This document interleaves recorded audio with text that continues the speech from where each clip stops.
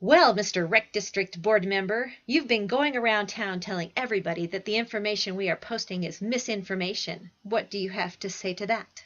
That's right. You're posting far different information from what we are. Where are you getting that information?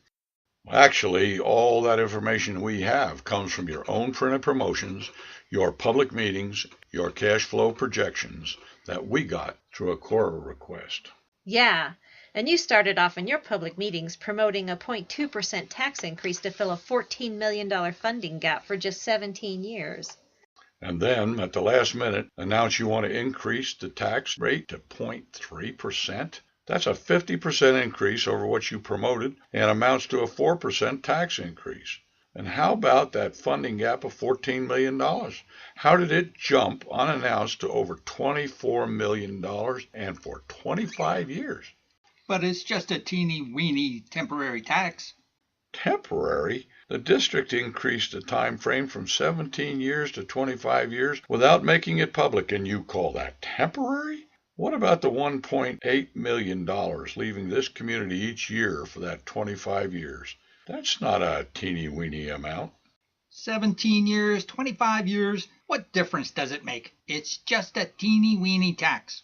It makes a lot of difference to the seniors on fixed incomes and those in our community struggling to make it paycheck to paycheck. It makes a hell of a lot of difference to all those who've lost their jobs. And it makes a lot of difference to businesses here that are struggling to stay in business. But it's just a teeny-weeny tax, and it's all for the kids.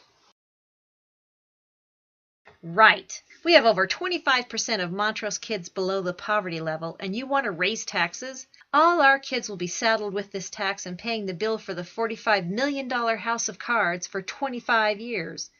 Well, it's still just a teeny-weeny tax, right?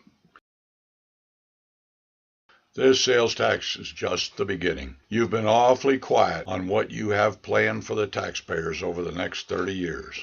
That's right. You don't talk publicly about plans to increase user fees and increase real estate taxes next year by 13.5%. And you don't talk about the $67 million in new taxes you plan over the next 30 years. But it's still just a teeny tax.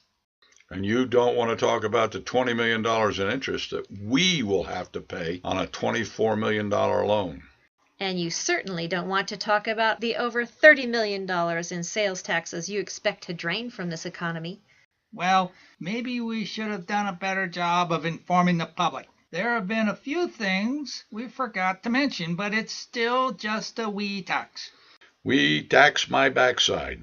And you forgot to mention quite a few things. When you combine all the unseen costs involved, this project is suddenly over $45 million. Quite an increase from that $14 million funding gap that you promoted so heavily. Where did all the transparency go? We thought the district was supposed to be a good steward of public funds. This whole thing is nothing but an unmitigated train wreck in the process. Every taxpayer and voter needs to go to www.stoptherec.com to get the real information on how a tax increase will affect Montrose.